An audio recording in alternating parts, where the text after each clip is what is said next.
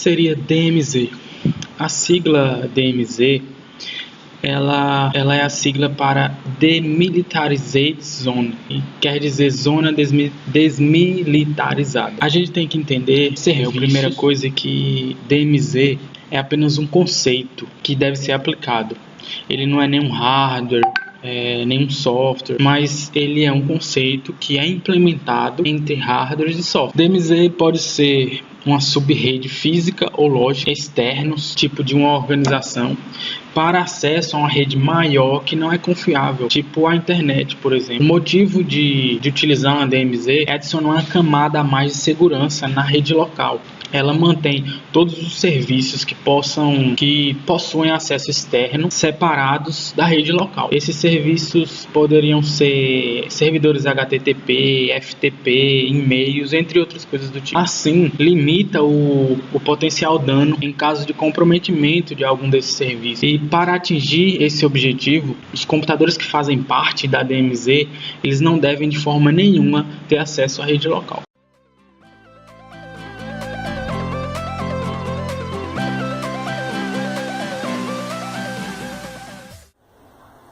Vamos lá. Começando hoje. Bom dia, boa tarde, boa noite. Hoje vamos começar o nosso vídeo falar sobre a arquitetura da DMZ e da VPN. Certo? Começando pela DMZ. Quando as máquinas da rede internas devem ser acessíveis à parte exterior ao computador, é preciso criar uma nova interface para a rede. Uma coisa mais acessível, tanto pela rede interna quanto pela rede externa, sem, no entanto, correr o risco de comprometer a segurança da empresa. Fala-se assim de zona desmilitarizada. Para designar essas zonas, que hospeda aplicativos para o público. O DMZ serve dessa maneira ter a rede a ser protegida e a rede de segurança.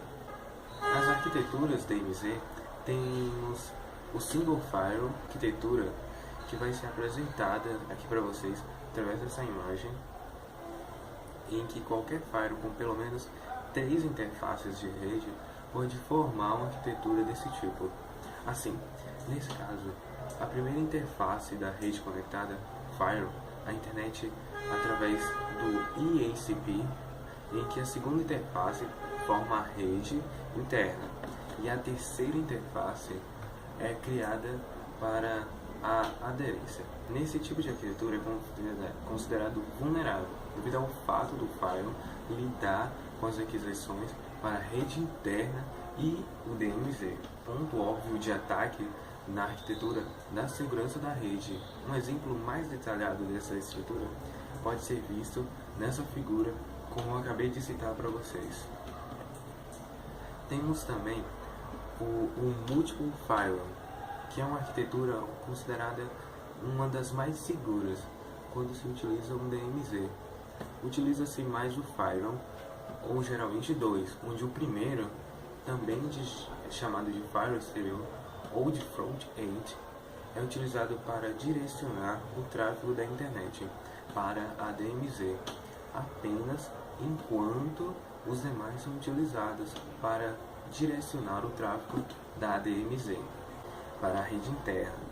Esse tipo de arquitetura é considerado o mais seguro, pois para que a rede interna seja comprometida, é necessário que os dois firewalls sejam comprometidos. Por isso, quando essa arquitetura é utilizada, é como se usasse firewalls diferentes, pois é mais difícil que as falhas de segurança sejam encontradas em um produto, sejam encontradas em outro produto de firewall. Então, tornando assim, a gente faz com que a rede seja mais segura e confiável. Um exemplo dessa arquitetura vocês vão ver através dessa imagem aqui.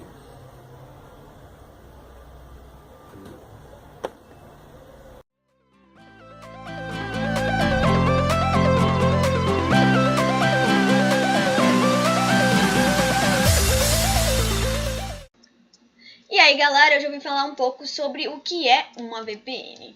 E o que seria essa VPN? A VPN é a abreviação de Virtual Private Network, que em português significa rede virtual privada. A VPN basicamente permite a comunicação segura e privada entre dois computadores através de uma rede pública como a internet, que é mais usada para esse tipo de coisa. Para te ajudar a entender melhor, imagine que você tem uma empresa ou um computador que um está na Bahia e outro está em Minas Gerais, e você quer se comunicar com esses computadores como se ele estivesse na sua rede interna. Então, você pode fazer o uso de uma VPN para simular essa rede interna, graças à criptografia, onde os dados serão encapsulados e transmitidos pela internet. E ele vai utilizando o protocolo de tunelamento até encontrar o seu destino. E quando a gente fala de VPN, a palavra tunelamento se faz muito presente. Quando eu digo muito presente, é muito presente mesmo.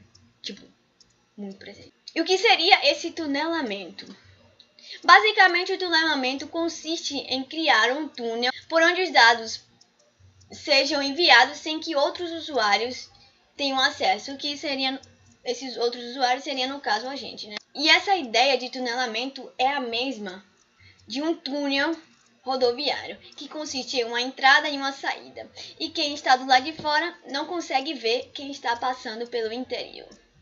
E agora, já que você viu o que é uma VPN, você se pergunta, e para que serve uma VPN? Então, uma rede desse tipo tem como função ligar dois computadores via internet, protegendo as informações trocadas entre eles, graças à encriptação de dados, como eu falei anteriormente. A VPN também é útil para usuários individuais, que você, por exemplo, você pode usar para mascarar alguém me segure! Seus IPs, que é uma forma de burlar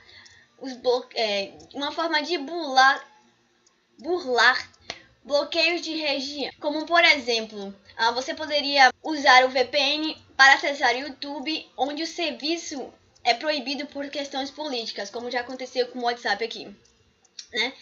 Então, esse seu endereço de IP seria substituído pelo de um provedor de VPN, liberando seu acesso, que eu já fiz muito isso, né? Quer dizer, até hoje eu faço isso. Ou seja, mesmo que você more aqui no Brasil e use a internet de sua casa, a VPN fará com que os sites pensem que você está em outro país. Isso é uma das utilidades do VPN.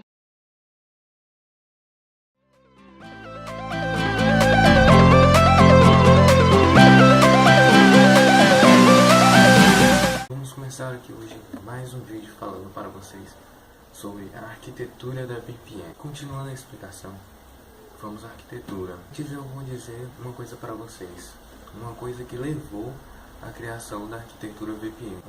Antes nós tínhamos três modelos de rede: a rede centralizada, descentralizada e a rede distribuída.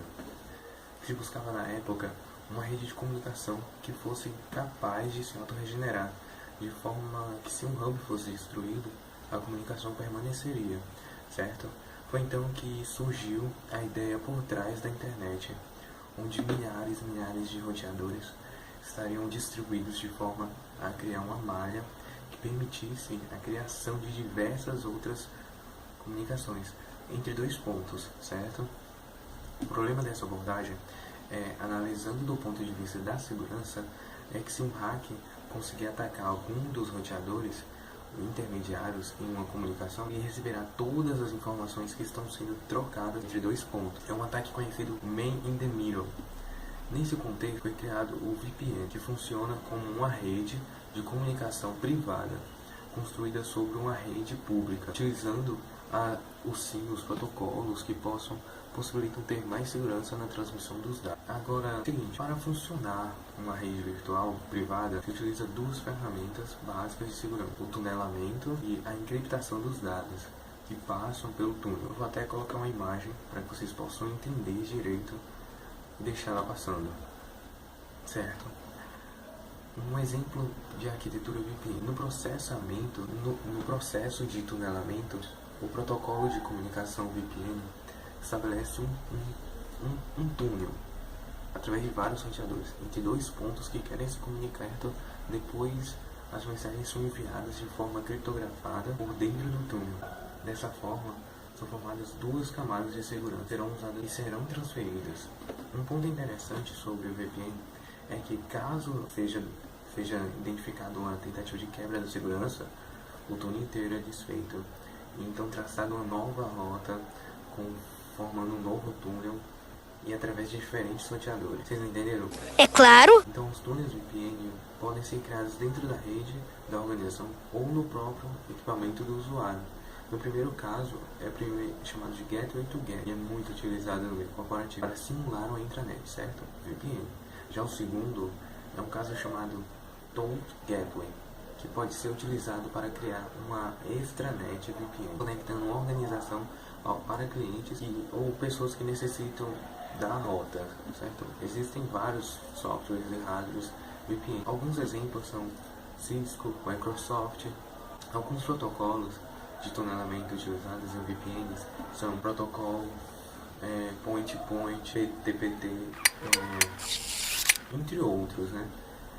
Eu não consigo lembrar agora, mas são muitos firewalls que te protegem pela VPN. O último protocolo, que é o Internet Protocol, implementa o tunelamento na terceira camada, que é amplamente utilizado em VPNs, tornando-se praticamente um padrão ao seu alto grau de segurança e confiabilidade quando completamente configurado. Certo, pessoal? Espero que vocês possam ter entendido um pouco sobre a arquitetura da VPN e continuaremos seguindo o vídeo para que vocês possam entender e fixar na mente de vocês. Muito obrigado, valeu!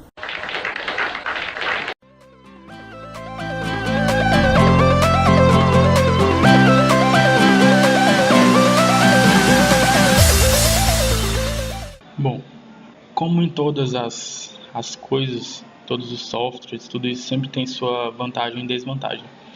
E a VPN tem as suas vantagens e desvantagens, que são bem comuns. Algumas vantagens de utilizar a VPN, a principal vantagem dela é a segurança, porque todos os seus dados que passam por a rede, eles são transmitidos de forma anônima e criptografada.